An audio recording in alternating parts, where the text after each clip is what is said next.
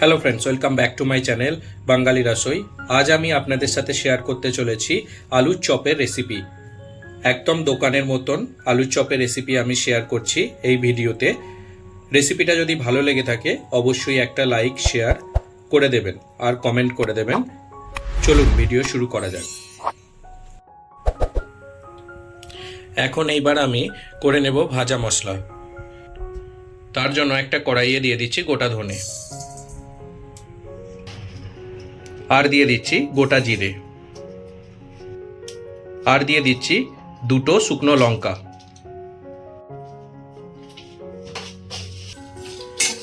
সবগুলোকে শুকনো খোলায় ভালো করে ভেজে নেব। ভাজা মশলাটা এখানে আমি ভালো করে মিক্সিতে গুঁড়িয়ে নিয়েছি। এবার আমি এখানে রেডি করে নেব চপের ব্যাটারটা। তার জন্য আমি দিয়ে দিচ্ছি বেসন।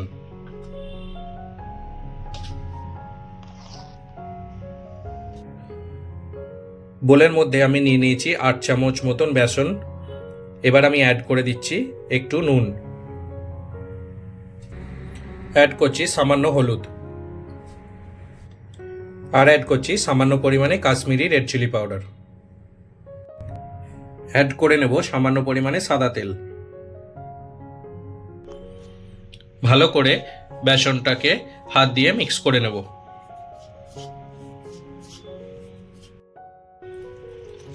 এবার অল্প অল্প জল দিয়ে চপের ব্যাটারটা আমি রেডি করে নেব।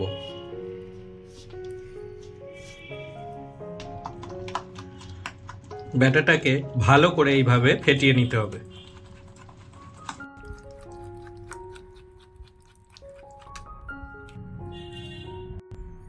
ব্যাটারটা ঠিক এরকমভাবে স্মুথ করে নিয়েছি আমি, আর ব্যাটারটার মধ্যে কোনো রকমের কোনো শক্ত ভাব নেই।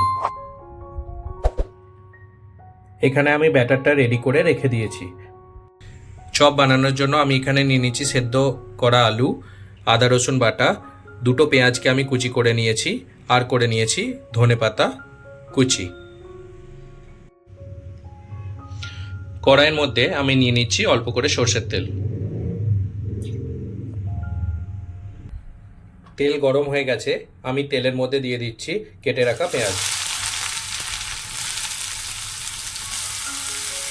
পেঁয়াজগুলো আমি নাড়াচাড়া করে ভালোভাবে ভেজে নেব।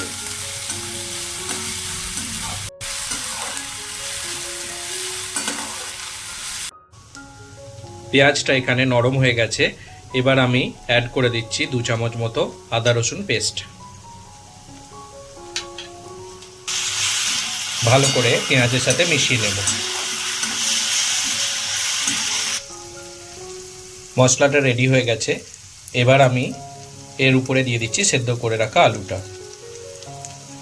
আলুগুলো আমি ঠিক এরকমভাবে হাতে করে চটকে চটকে ভেঙে মশলার উপরে দিয়ে দেব। আমি এবার অ্যাড করে দিচ্ছি 1/2 চামচ মতো নুন,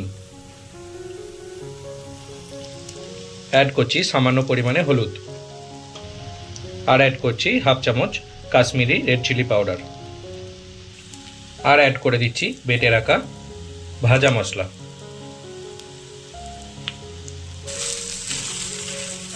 এবার ভালোভাবে সব কিছু একসাথে মিক্স করে নেব।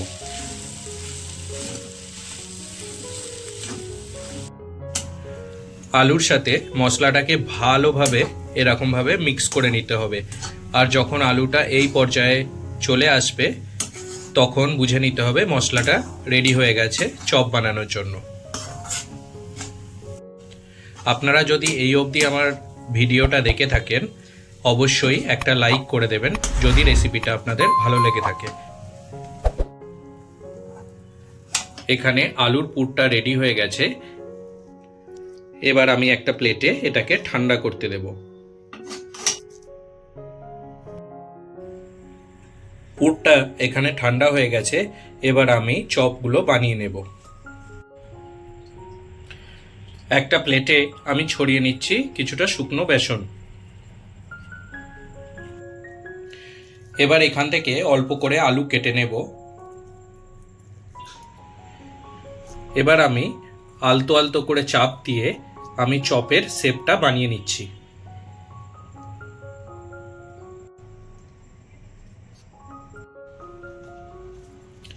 এখানে চপের সাইজটা আপনারা আপনাদের প্রয়োজন মতো বাড়া কমা করে নিতে পারেন। এইবার আমি চপগুলোকে একটা একটা করে ভেজে নেব।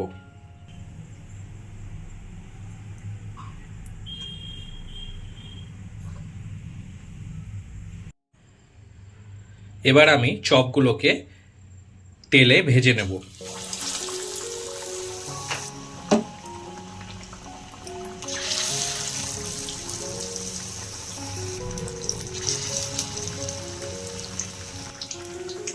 এক পিঠটা ভাজা হয়ে গেছে, এবার চপের অন্য পিঠটাও আমি ভেজে নেব। চপগুলো রেডি হয়ে গেছে, এবার আমি চপগুলোকে তেল থেকে তুলে নিচ্ছি।